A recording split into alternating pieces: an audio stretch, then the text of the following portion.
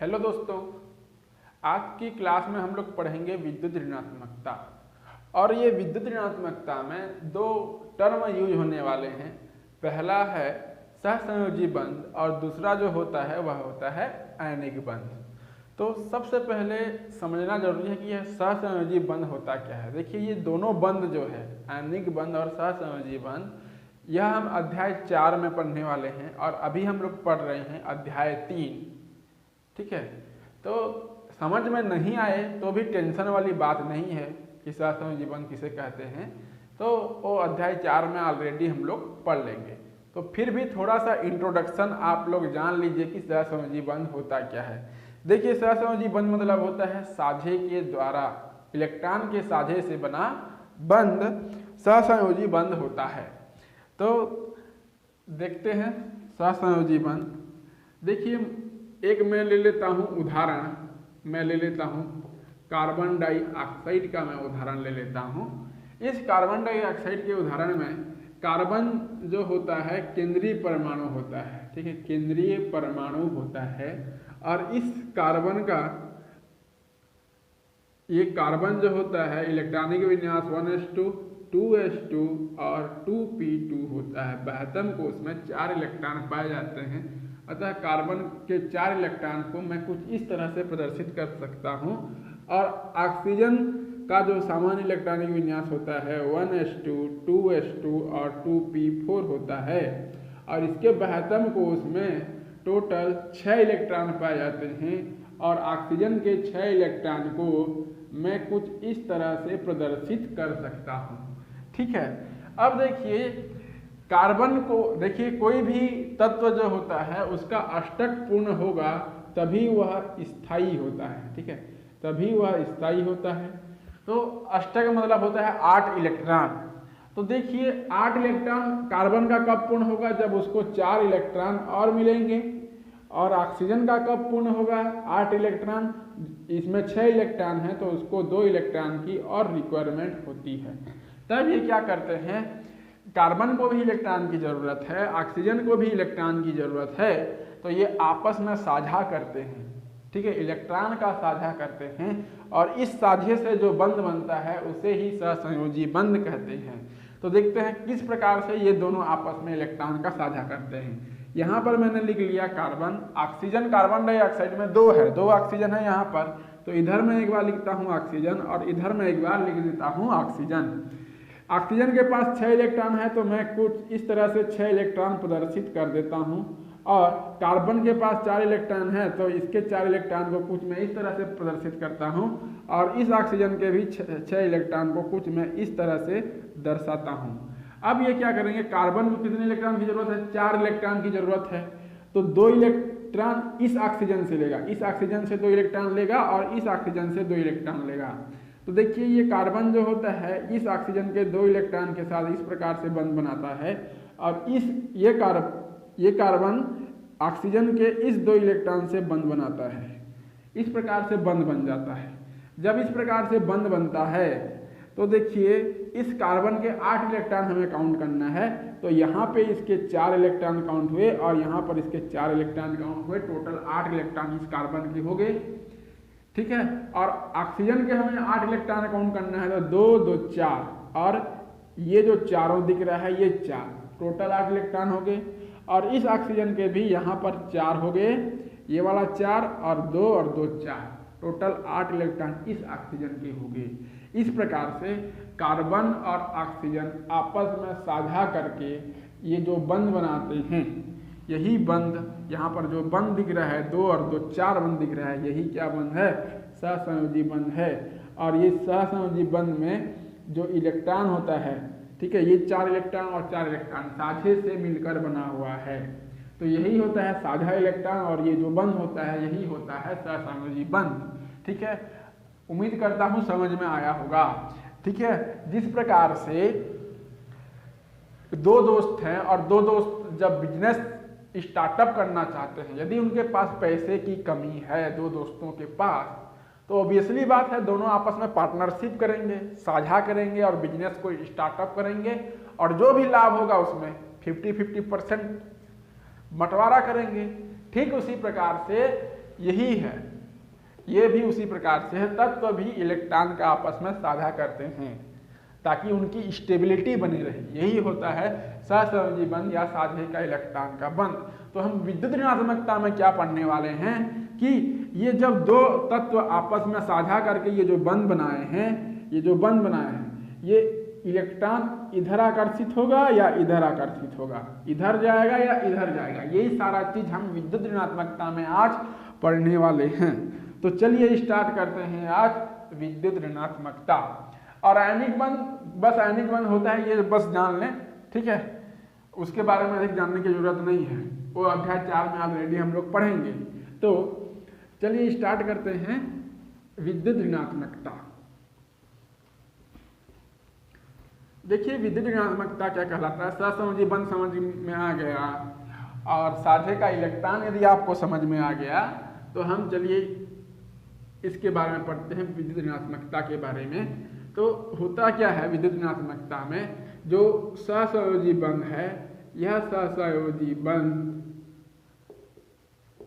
के साझे के इलेक्ट्रॉन को, ठीक है, साझे के इलेक्ट्रॉन को अपनी ओर आकर्षित करने की प्रवृत्ति होती है, अपनी ओर आकर्षित करने की प्रवृत्ति।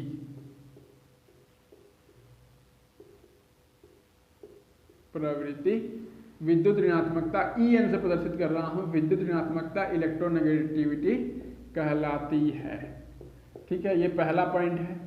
दूसरी पॉइंट यह है कि ये जो सहसंयोजी बंध है यह यूनिटलेस, इकाई इसकी नहीं होती, इकाई इसकी नहीं होती है, ठीक है, इकाई नहीं होती है इसकी, ये दूसरा पॉइंट है।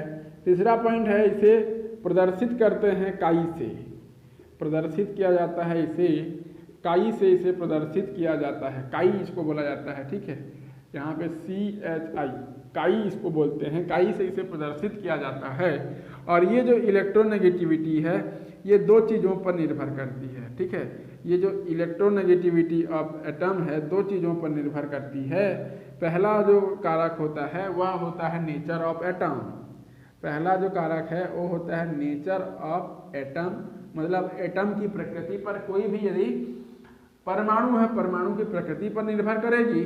और दूसरा जो कारक है, इसको थोड़ा लंबा कर देता हूँ, और दूसरा जो कारक है वह होता है परसेंटेज S। दो कारक पर यह निर्भर करती है, ठीक है। अब नेचर ऑफ एटम थोड़ा सा देख लेते हैं, बहुत ही महत्वपूर्ण है नेचर ऑफ एटम, परमाणु की प्रकृति। जैसे मैं यहाँ पे स्टार्ट करता हूँ, कहाँ से स्टार्ट करूँ मैं, लिथियम से, lithium, beryllium, boron, carbon, nitrogen, oxygen, fluorine, यहाँ से मैं स्टार्ट करता हूँ, ठीक है, lithium, beryllium, boron, carbon, nitrogen, oxygen और फ्लोरीन। तो यहाँ पे होता है इसका 1, इसका होता है 1.5, इसका होता है 2, इसका होता है 2.5, इलेक्ट्रोनेगेटिविटी ये मान है, ठीक है, 2.5, इसका होता है 3, इसका होता है 3.5 और इसका होता है 4। ठीक इसी प्रकार से लिथियम के नीचे कौन सा आता है, सोडियम आता है, सोडियम, मैग्नीशियम, एल्यूमिनियम, कार्बन के नीचे सिलिकॉन, नाइट्रोजन के नीचे फास्फोरस, ऑक्सीजन के नीचे सल्फर और फ्लोरीन के नीचे क्लोरीन पाया जाता है। यदि मैं इनकी विद्युत ऋणात्मकता की बात करूं, विद्युत ऋणात्मकता की बात करूं तो ये इसका मान आता है 0.9, इसका मान आता है 1.2, 1.5, 1.5 और इसका आता है 1.8, 2.1, 2.5, ठीक है, और इसका आता है 3, इसका आता है 3। अब देखिए ये मान कहाँ से आया, ये मैंने यहाँ पे विभिन्न प्रकार के परमाणु लिखे और परमाणु के नीचे कुछ मान लिखे, 1.5, 2, 2.5 लिखिए। ये मान कहाँ से आया, देखिए जो ये विद्युत ऋणात्मकता है एक मापनीय प्रणाली है, समझ जाइए, ये पॉलिंग स्केल, एक वैज्ञानिक है पॉलिंग ने जो होता है विद्युत ऋणात्मकता मापने की जो होता है एक स्केल बनाया और उसकी सहायता से जो होता है विभिन्न प्रकार के परमाणु का इलेक्ट्रोनेगेटिविटी ज्ञात किया और वही पॉलिंग स्केल की सहायता से ही एक्सपेरिमेंटली जो मान होता है वो ये होता है। विभिन्न प्रकार के परमाणु के। और जो हाइड्रोजन का होता है, हाइड्रोजन का 2.1 आता है, हाइड्रोजन का 2.1 आता है इसकी विद्युत ऋणात्मकता। तो ये जो मान आया है सारे के सारे एक्सपेरिमेंटली मान है, प्रयोग पर आधारित मान है, और ये जो सारे के सारे मान हैं वो सारे के सारे क्या होते हैं, फिक्स होते हैं। तो इसी को हम लोग बोलते हैं नेचर ऑफ एटम। अब धीरे धीरे मैं समझाऊंगा कि किस प्रकार से क्या होता है। तो सबसे पहले तो आपको याद करना है, याद करने में भी आपको कुछ तकलीफ नहीं होगी। लिथियम से इधर जाना है, सेकंड जो आवर्त है, दूसरा आवर्त है, दूसरे आवर्त को बाएं से दाएं इस प्रकार से बढ़ते जाना है। और देखिए एक से स्टार्ट करना है, लिथियम को कहाँ किससे स्टार्ट करना है, एक से स्टार्ट करना है। जब आप एक से स्टार्ट करेंगे तो 0.5 बढ़ाते जाइए, 1.5 फिर 0.5 जोड़ते जाइए, 2 के बाद 2.5, 2.5 के बाद ये है 3 से 3.5 और यहाँ पे 4। ठीक उसी प्रकार से सोडियम है, सोडियम को स्टार्ट कीजिए 0.9 से। कहाँ से, 0.9 से 0.3 बढ़ाते जाइए। जब 0.3 बढ़ाएंगे तो यहाँ 2.1 आएगा, यहाँ पे 0.4 और यहाँ पे 0.5 बढ़ता है। तो इस प्रकार से आप इस टेबल को आप याद रख सकते हैं, ठीक है, नेचर ऑफ एटम को। कहीं कहीं पे सल्फर का 2.4 भी दिया रहता है, तो उसमें कोई टेंशन वाली बात नहीं है, ठीक है। ये होता है नेचर ऑफ एटम पर डिपेंड करता है। अब इस सारणी को कैसे यूज करना है इसको मैं आगे बताऊंगा, पहले तो इसको आपको याद करने की जरूरत होती है। अब जो दूसरा कैरेक्टर है होता है परसेंटेज एस। इलेक्ट्रोनेगेटिविटी विद्युत ऋणात्मकता परसेंटेज एस पर भी निर्भर करता है, और परसेंटेज एस को 3 कारक प्रभावित करते हैं। कौन कौन से 3 कारक, ये 3 कारकों पर निर्भर करता है परसेंटेज एस। परसेंटेज एस देखिए सीधे समानुपाती होती है इलेक्ट्रोनेगेटिविटी की, मतलब विद्युत ऋणात्मकता का सीधा समानुपाती होता है। परसेंटेज एस बढ़ेगा तो विद्युत ऋणात्मकता का मान भी बढ़ेगा। अब परसेंटेज एस देखिए किन किन कारकों पर निर्भर करती है। पहला होता है संकरण। अब संकरण जो होता है उसको भी हम अध्याय 4 में ही पढ़ेंगे। एक होता है एसपी संकरण। एसपी संकरण में परसेंटेज एस का मान अधिक होता है, अतः इसकी विद्युत ऋणात्मकता अधिक होगी। sp2 पढ़ेंगे और sp3 पढ़ेंगे, और भी कई सारे संकरण होता है। तो इसको अभी sp3 तक ही जाने रहिए कि sp में परसेंटेज एस का मान सबसे अधिक आता है 50%, sp2 का, उसके पश्चात sp2 का आता है, और उसके पश्चात जो होता है sp3 का आता है। तो इसको केवल अभी जानिए कि संकरण जो होता है परसेंटेज एस 3 कारकों पर निर्भर करता है। पहला संकरण, असंकरण, ये सारे होते हैं, और भी कई सारे होते हैं। और दूसरा जो होता है वह होता है एटॉमिक नंबर, परमाणु क्रमांक, ठीक है। और परमाणु क्रमांक सीधे समानुपाती होता है परसेंटेज एस का। और दूसरा होता है number of atom, number of carbon, और नंबर ऑफ कार्बन व्युत्क्रमानुपाती होता है इलेक्ट्रोनेगेटिविटी के विद्युत ऋणात्मकता के व्युत्क्रमानुपाती होता है। एटॉमिक नंबर जो होता है परसेंटेज एस के सीधे समानुपाती होता है।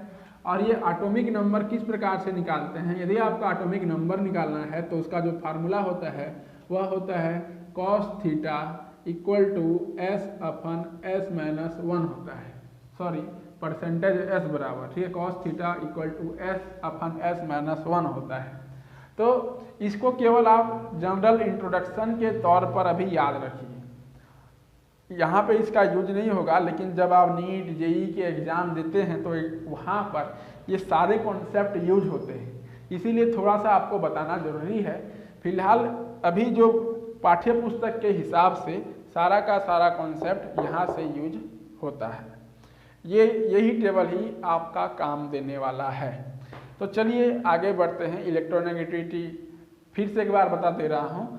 सहसंयोजी बंध के साझे के इलेक्ट्रॉन को अपनी ओर आकर्षित करने की प्रवृत्ति इलेक्ट्रोनेगेटिविटी कहलाती है।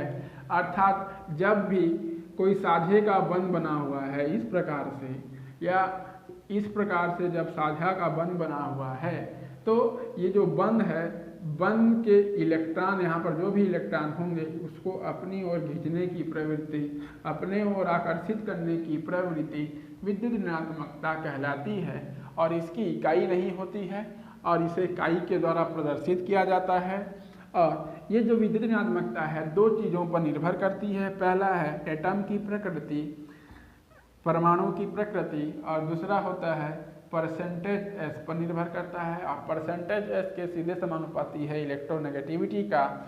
अब देखिए संकरण परसेंटेज एस भी तीन कारकों पर निर्भर करता है। पहला होता है संकरण, और संकरण के बारे में डिटेल से पढ़ेंगे अध्याय 4 में। दूसरा जो होता है एटॉमिक नंबर या परसेंटेज एस के सीधे समानुपाती होता है। और तीसरा होता है नंबर ऑफ कार्बन, और नंबर ऑफ कार्बन इलेक्ट्रोनेगेटिविटी के व्युत्क्रमानुपाती होता है। इतना आप समझ गए होंगे। अब विद्युत ऋणात्मकता तो जान गए, अब इसको प्रभावित करने वाले कारक के बारे में बात करते हैं कि कौन कौन से कारक इसको प्रभावित करते हैं। तो देखिए मैं ये टेबल को मिटा नहीं रहा हूँ। ये टेबल जो होता है अभी बहुत ही काम आने वाला है, ठीक है। ये टेबल आपका बहुत काम आने वाला है, तो इसको मैं मिटाता नहीं हूँ, बाकी हर चीज़ को मैं यहाँ पे मिटा देता हूँ।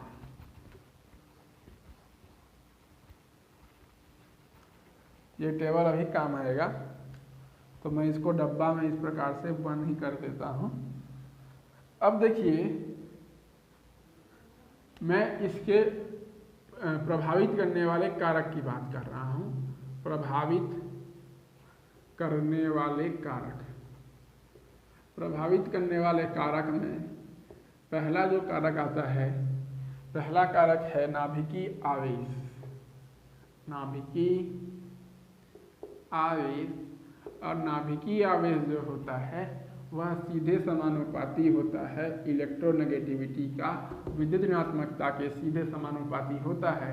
अर्थात नाभिकीय आवेश का मान बढ़ेगा तो इलेक्ट्रोनेगेटिविटी का मान भी बढ़ेगा, और नाभिकीय आवेश यदि कम है तो इलेक्ट्रोनेगेटिविटी विद्युत ऋणात्मकता का मान भी क्या हो जाएगा, कम हो जाएगा, ठीक है। जब नाभिकीय आवेश अधिक होगा तो परमाणु का आकार क्या होगा, छोटा होगा, ठीक है। जब नाभिकीय आवेश का मान जब अधिक होगा तो परमाणु का आकार भी तो छोटा होगा, ठीक है। परमाणु आकार का मान छोटा होता है। अब जब छोटा होगा तो इलेक्ट्रॉन को खींचने की प्रवृत्ति भी अधिक होगी, इलेक्ट्रॉन को अपनी ओर खींचने की प्रवृत्ति भी अधिक होती है। तो इसीलिए नाभिकीय आवेश जब अधिक होता है तो इलेक्ट्रोनेगेटिविटी का मान, इलेक्ट्रॉन को खींचने की प्रवृत्ति का मान भी अधिक होता है। दूसरा जो कारक होता है वह होता है परमाणु आकार। परमाणु आकार, अब जब परमाणु आकार का मान बड़ा होगा, ठीक है, परमाणु आकार का मान जब बड़ा होगा तो इलेक्ट्रोनेगेटिविटी का मान कम आता है।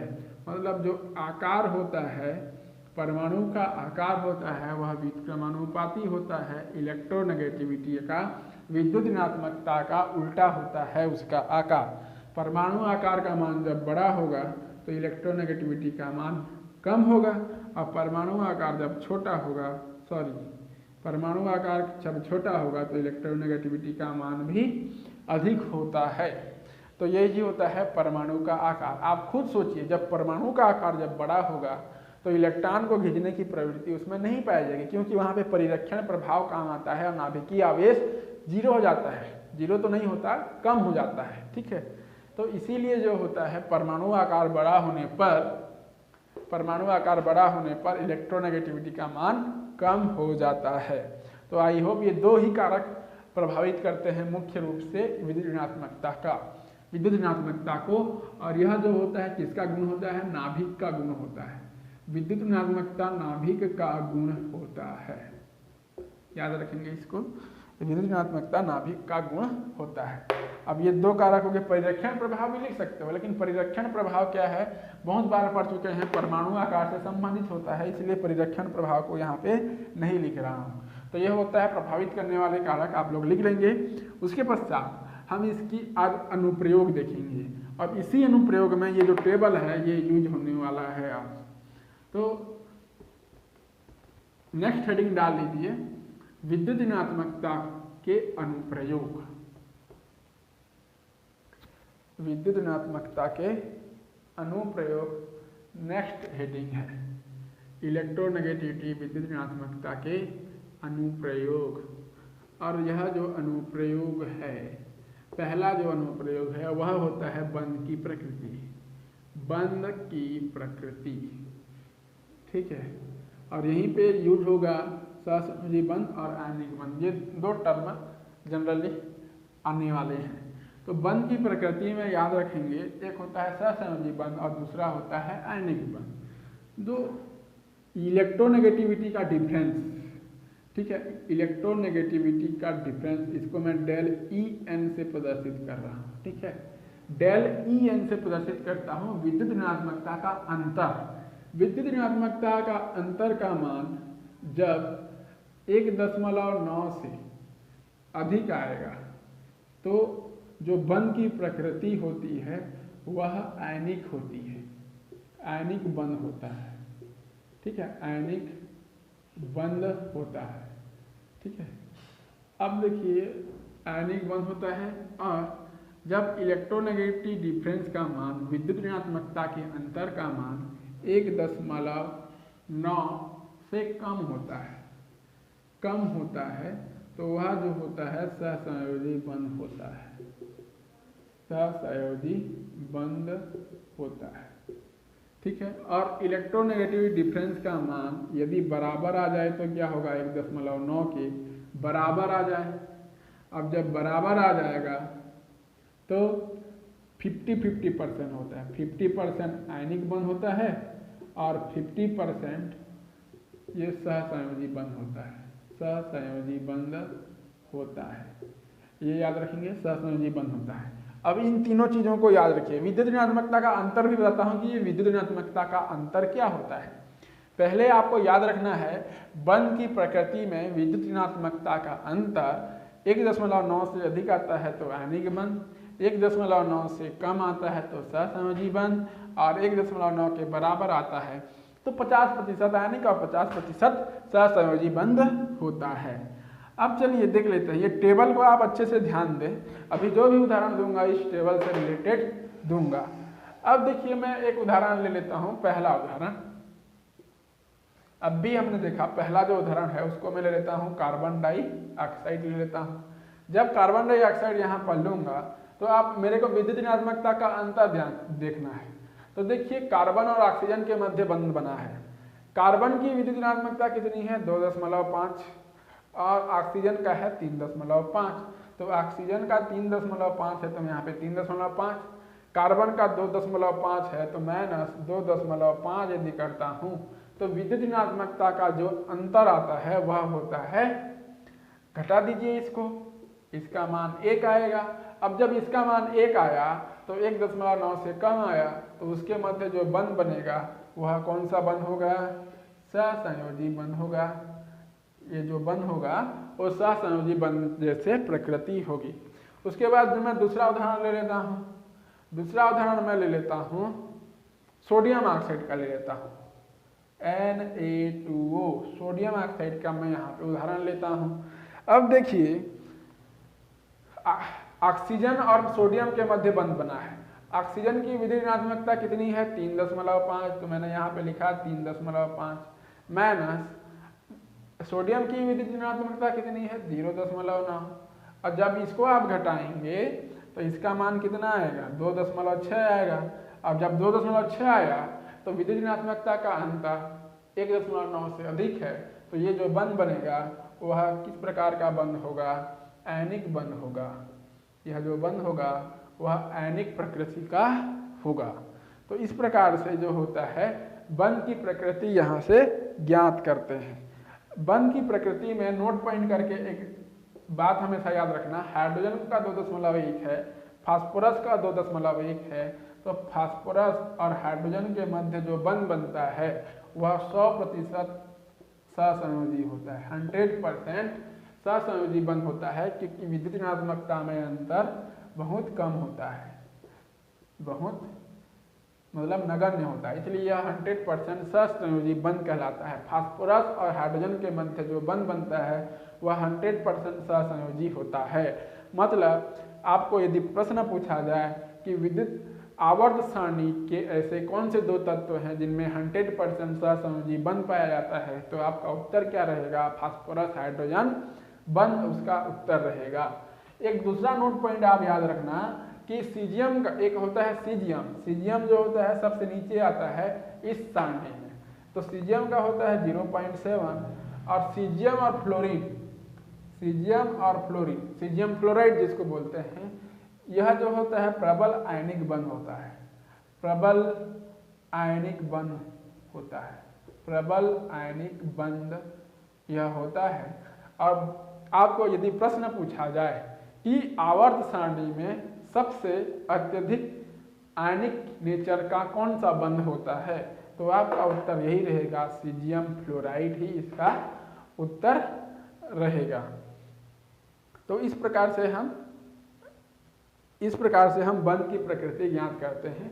आपको क्या करना है, जो भी यदि कंपाउंड दिया रहेगा उस कंपाउंड के द्वारा विद्युत ऋणात्मकता का मान आपको याद रहना चाहिए। दोनों का यदि आप अंतर निकालेंगे तो 1.9 से अधिक तो आयनिक बंध, 1.9 से कम आएगा मान तो सहसंयोजी बंध, और बराबर आएगा 1.9 के तो 50% आयनिक और 50% सहसंयोजी होगा।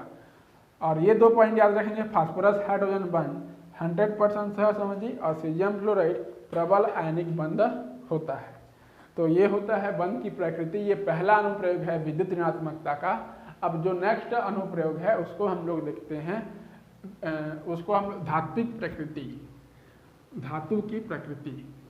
अब देखिए धातु की प्रकृति जो होती है आवर्त सारणी में आवर्त में यदि हम जाएंगे तो बाएं से दाएं जाते हैं, और वर्ग में यदि हम चलते हैं तो ऊपर से नीचे आते हैं। तो बाएं से दाएं हम लोग जाएंगे तो धातु की प्रकृति घटती है, ठीक है, और इलेक्ट्रोनेगेटिविटी बढ़ती है, ठीक है, इलेक्ट्रोनेगेटिविटी बढ़ती है। इलेक्ट्रोनेगेटिविटी के अनुप्रयोग में जो दूसरा अनुप्रयोग जो होता है वह होता है धात्विक गुण, धात्विक प्रकृति। अब जब मैं धात्विक प्रकृति की मैं यहाँ पे बात करूँ, धातु की प्रकृति के जब मैं यहाँ बात करूँ तो ये यदि आप आवर्त सारणी है, मान लीजिए यह जो है हमारा आवर्त सारणी है। आवर्त सारणी में जैसे ही मैं बाएं से दाएं चलते हैं किसमें, आवर्त में, और ऊपर से नीचे आते हैं वर्ग में। ये वर्ग है और ये आवर्त है। आवर्त में बाएं से दाएं जाते हैं। जब बाएं से दाएं जाएंगे तो इलेक्ट्रोनेगेटिविटी का मान क्या होगा, बढ़ेगा, क्योंकि जानते हैं बाएं से दाएं जाने पर विद्युत परमाणु का आकार कम होता है, और परमाणु का आकार कम होगा तो इलेक्ट्रोनेगेटिविटी बढ़ेगी। और उसी प्रकार से वर्ग में ऊपर से नीचे जब आते हैं तो आकार का मान क्या होता है, बड़ा होता है। अब जब आकार का मान बड़ा हो जाएगा तो इलेक्ट्रोनेगेटिविटी का मान क्या हो जाएगा, कम हो जाएगा। तो जो धात्विक प्रकृति होती है, इलेक्ट्रोनेगेटिविटी का मान जब बढ़ेगा, विद्युत ऋणात्मकता का मान जब बढ़ेगा तो धात्विक गुण कम होता है, मतलब उल्टा होता है। धात्विक गुण का मान कम होने लगता है और इलेक्ट्रोनेगेटिविटी का मान जब घटेगा तो धात्विक गुण बढ़ेगा। धात्विक गुण का मान जो होता है यहाँ पर बढ़ता है। तो अब हम आवर्त में देखते हैं।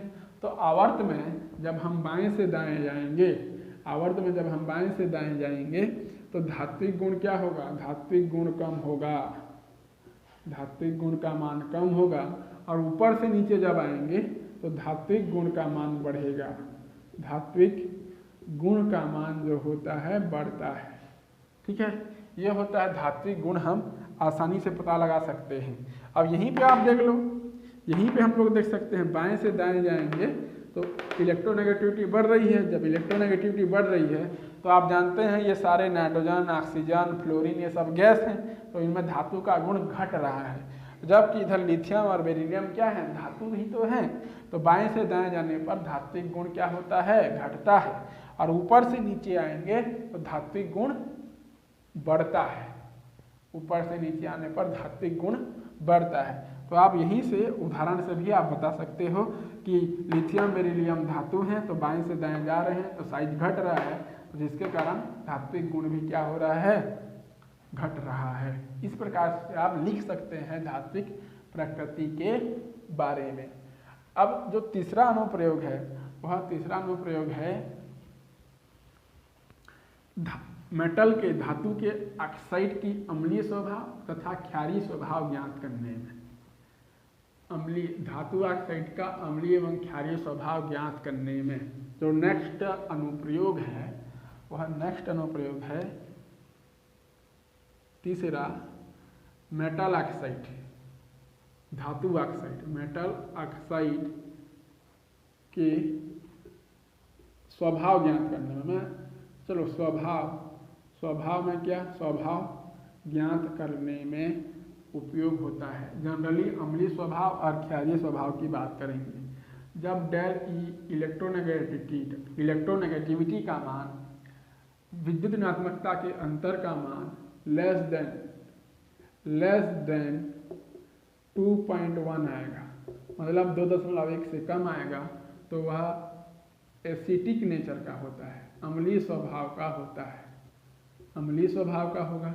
जब विद्युत ऋणात्मकता के अंतर का मान लेस देन 2.1 और यदि में ग्रेटर देन अधिक आएगा, ग्रेटर देन, ठीक है, ग्रेटर देन 2.1 होगा तो वह बेसिक नेचर का होगा। और जब इलेक्ट्रोनेगेटिविटी का मान जब बराबर लिख रहा हूँ, चलो चलेगा, इलेक्ट्रोनेगेटिविटी के अंतर का मान जब इक्वल हो जाएगा 2.1 का तो वह उभयधर्मी प्रकृति का होता है, एम्फीक्वरिक नेचर का होता है, उभयधर्मी प्रकृति का होता है। ये इसको आपको याद रखना पड़ेगा। अब चलिए हम लोग देखते हैं, मैंने बोला लेस देन 2.1 होगा तो वह अम्लीय स्वभाव का होगा और ग्रेटर देन 2.1 होगा तो बेसिक नेचर का होगा। अब चलो मैं कुछ ऑक्साइड बनाता हूँ।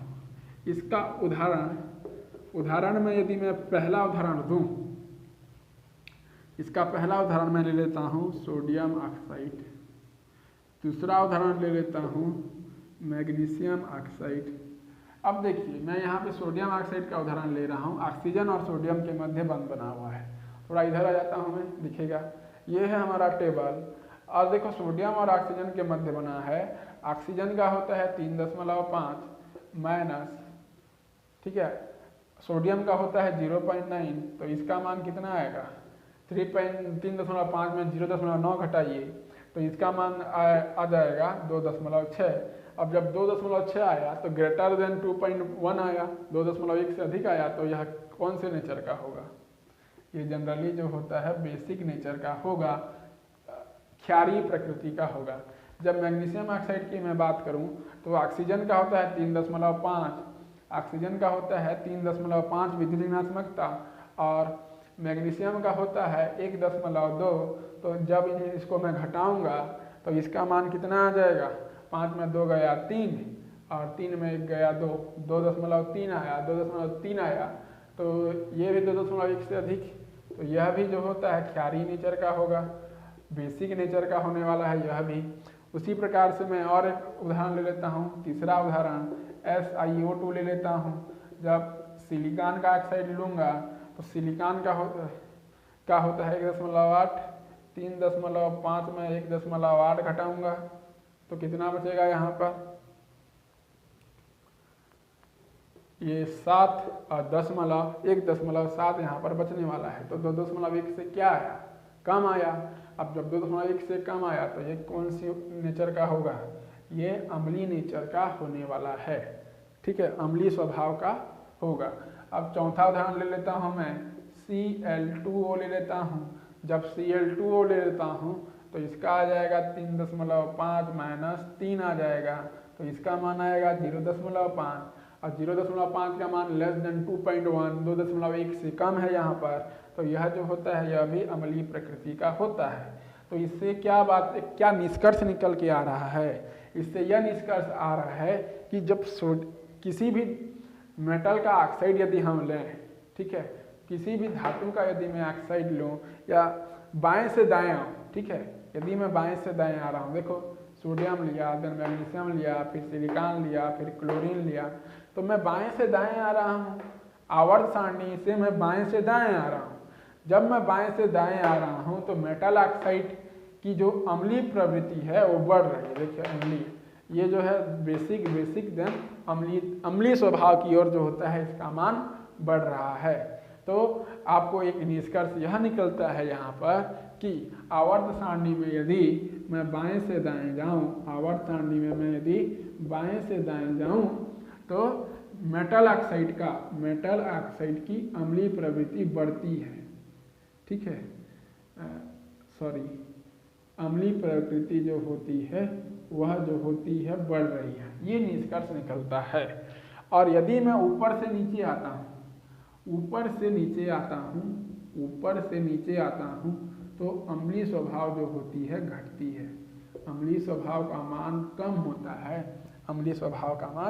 होता है, अब देखिए इस स्टेटमेंट को देखते हैं। बाएं से दाएं आने पर अम्लीय स्वभाव का मान अधिक होता है और ऊपर से नीचे आने पर अम्लीय स्वभाव का मान घटता है। ये ऊपर के सारे एग्जाम्पल आपको समझ में आ गए होंगे, तो इसको मैं यहाँ पे मिटा देता हूँ। ठीक है, यहाँ पे इसको मैं मिटाता हूँ।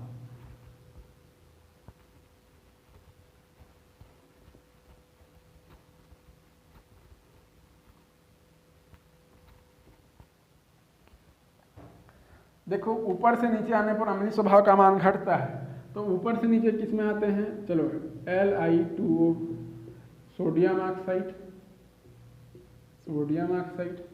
सोडियम के नीचे क्या आता है, हलीना के रब से फरियाद K2O आता है, पोटेशियम ऑक्साइड आता है, उसके बाद रुबिडियम ऑक्साइड आता है, ये सारे ऑक्साइड आते हैं।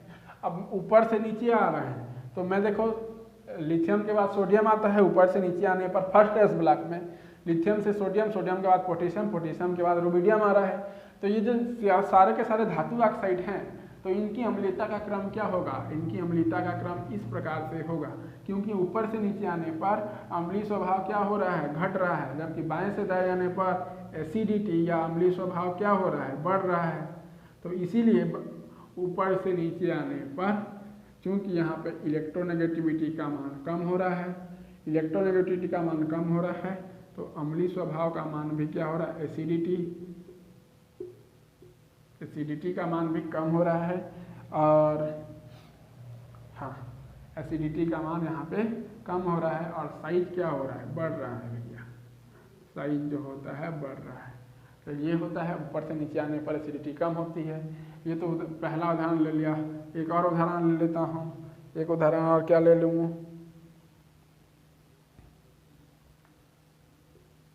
उसी को ले लेता हूँ, sodium oxide, magnesium oxide, SiO2, ठीक है, Cl2O।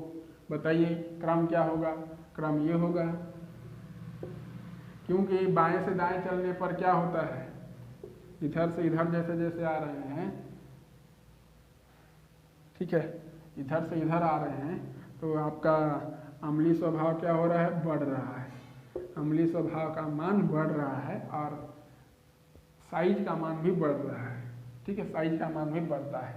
तो इस प्रकार से जो होता है आप इसके अनुप्रयोग लिख सकते हैं, इस इलेक्ट्रोनेगेटिविटी के अनुप्रयोग। इसमें एक चीज़ और है, यदि मैं ऑक्साइड की बात कर रहा हूँ तो आप हमेशा याद रखना जो ऑक्सीडेशन स्टेट है होता है, ये जब अधिक होगा तो इसकी ऑक्सीडेशन स्टेट अधिक होगा तो इसकी एसिडिटी का मान भी जो होता है यह भी सबसे अधिक होता है। अम्लीय वर्षा में कौन कौन से अम्ल सहायक हैं इसका भी पता हम इस विद्युत ऋणात्मकता से लगा सकते हैं।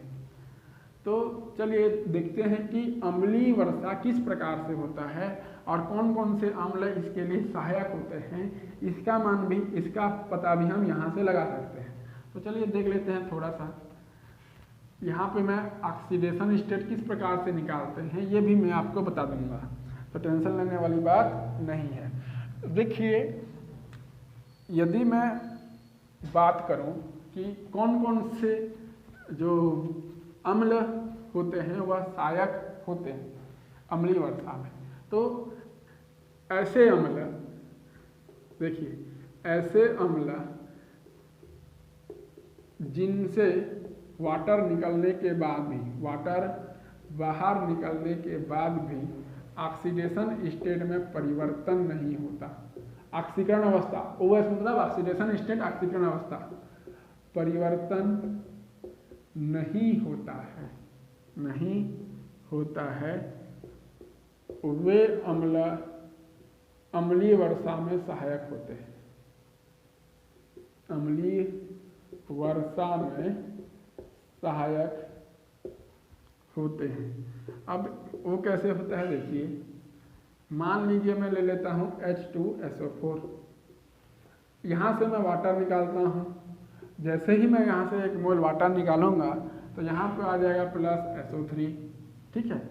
उसी प्रकार से सल्फ्यूरिक अम्ल है H2SO3, इसको हम लोग बोलते हैं सल्फ्यूरस अम्ल। सल्फ्यूरस अम्ल से जब मैं वाटर निकालूंगा तो यहाँ पर SO2 बचेगा। उसी प्रकार से मैं कार्बोनिक एसिड ले लेता हूँ H2CO3 ले लेता हूँ। H2CO3 में जब लूँगा, यहाँ से वाटर निकालूंगा तो यहाँ पे कार्बन डाइऑक्साइड बचता है। तो सल्फर यहाँ पर केंद्रीय परमाणु है, देखो सल्फर यहाँ पे केंद्रीय परमाणु है और कार्बोनिक अम्ल में कार्बन यहाँ पर केंद्रीय परमाणु है। जब इसका ऑक्सीडेशन स्टेट निकालूंगा, जैसे H2SO4 का यहाँ निकालता हूँ ऑक्सीकरण अवस्था, तो इसका निकलने वाला है हाइड्रोजन का होता है 2, ऑक्सीकरण अवस्था हाइड्रोजन का 2 होता है, तो 2 हाइड्रोजन है तो यहाँ पे 2 प्लस सल्फर को X मानना है क्योंकि इसका हम निकाल रहे हैं, और ऑक्सीजन का होता है -2 × 4 = 0। तो आप देखिए इसको जब हम सॉल्व करेंगे तो 2 + x - 8 = 0 होता है, और यदि 2 यहाँ से काट दूँ तो x - 6 = 0 और x = +6 होता है। यहाँ पे सल्फर का ऑक्सीकरण अवस्था +6 तो है, यहाँ पे भी ऑक्सीकरण अवस्था सल्फर का +6 होगा क्योंकि ऑक्सीजन का -2 होता है, 3 दूनी 6, और उधर ट्रांसफर होगा तो इसका भी ऑक्सीकरण अवस्था +6 होने वाला है। और यहाँ पर देखिए इसका +4, तो यहाँ पे भी इसका +4 आएगा, और इसका देखो यहाँ पे 3 दूनी 6 और 2, इसका भी यहाँ पे +4 है, और तो यहाँ पे भी इसका +4 आएगा। तो देखो जितने भी अम्ल हैं, चाहे वह सल्फ्यूरिक अम्ल है, चाहे वह सल्फ्यूरस अम्ल है, चाहे वह कार्बनिक अम्ल है, इन दोनों की ऑक्सीकरण अवस्था वाटर निकालने के बाद भी परिवर्तन नहीं होता है। यहाँ से वाटर निकला, सल्फ्यूरिक अम्ल से वाटर निकला, सल्फर ट्राईऑक्साइड बनाया, लेकिन इसका ऑक्सीकरण अवस्था चेंज नहीं हुआ, +6 है, यहाँ पे भी +6 है। सल्फ्यूरस अम्ल से वाटर निकला, SO2 बनाया, दोनों की ऑक्सीकरण अवस्था +4 है। कार्बोनिक एसिड, यहाँ पे कार्बन की ऑक्सीकरण अवस्था +4 है, यहाँ पर भी +4 है। तो इस प्रकार से ऑक्सीकरण अवस्था किसी का भी चेंज नहीं हुआ वाटर त्यागने के बाद भी। तो ऐसे अम्ल क्या करते हैं, अम्लीय वर्षा कराने में सहायक हैं। अतः सल्फ्यूरिक अम्ल, सल्फ्यूरस अम्ल और कार्बोनिक एसिड अम्लीय वर्षा कराने में सहायक होंगे। तो इस प्रकार से इलेक्ट्रोनेगेटिविटी के अनुप्रयोग का इस्तेमाल किया जाता है। बहुत ही महत्वपूर्ण टॉपिक है। रही बात इसकी आवर्तिता की, मैं बात नहीं किया हूँ, तो आवर्तिता भी आपको समझ में आया होगा कि आवर्तिता में बाएं से दाएं जाने पर, आवर्त में बाएं से दाएं जाने पर इलेक्ट्रोनेगेटिविटी का मान क्या होता है। थोड़ा सा बात कर लेता हूँ आवर्तिता की, ठीक है, ताकि आपको ना लगे कि नहीं पढ़ाए हैं आवर्तिता इस टाइप का। तो जब मैं इसकी आवर्तिता, ट्रेंड की जब मैं बात करूँ आवर्तिता की, तो जब आवर्त में एक होता है, जानते हैं आवर्त में, और आवर्त में बाएं से दाएं जाएंगे। ये मान लीजिए आवर्त सारणी है, जैसे ही बाएं से दाएं जा रहे हैं तो इलेक्ट्रोनेगेटिविटी का मान क्या होता है, बढ़ता है, क्योंकि बाएं से दाएं आवर्त में जाने पर नाभिकीय आवेश भी तो बढ़ता है। आवेश का मान क्या होता है, नाभिकीय आवेश का मान बढ़ता है, और आकार का मान क्या होता है, छोटा होता है। अब जब आकार का मान छोटा होगा तो इलेक्ट्रोनेगेटिव क्या होगा, बढ़ेगा। और जब मैं वर्ग में बात करूं, वर्ग में कहाँ से कहाँ आते हैं, ऊपर से नीचे आते हैं। ऊपर से नीचे आने पर क्या होता है, आकार का मान क्या होता है, बढ़ता है। जब आकार का मान बढ़ेगा तो इलेक्ट्रोनेगेटिविटी का मान कम होने लगता है। तो वर्ग में ऊपर से नीचे आने पर इलेक्ट्रोनेगेटिविटी का मान कम होता है, विद्युत ऋणात्मकता का मान कम होता है, और आवर्त में बाएं से दाएं जाने पर विद्युत ऋणात्मकता का मान बढ़ता है। तो आई होप ये विद्युत ऋणात्मकता के सारे कॉन्सेप्ट आपको क्लियर हो गए होंगे। तो आज के क्लास में बस इतना ही, इजाज़त दीजिए, धन्यवाद, थैंक यू।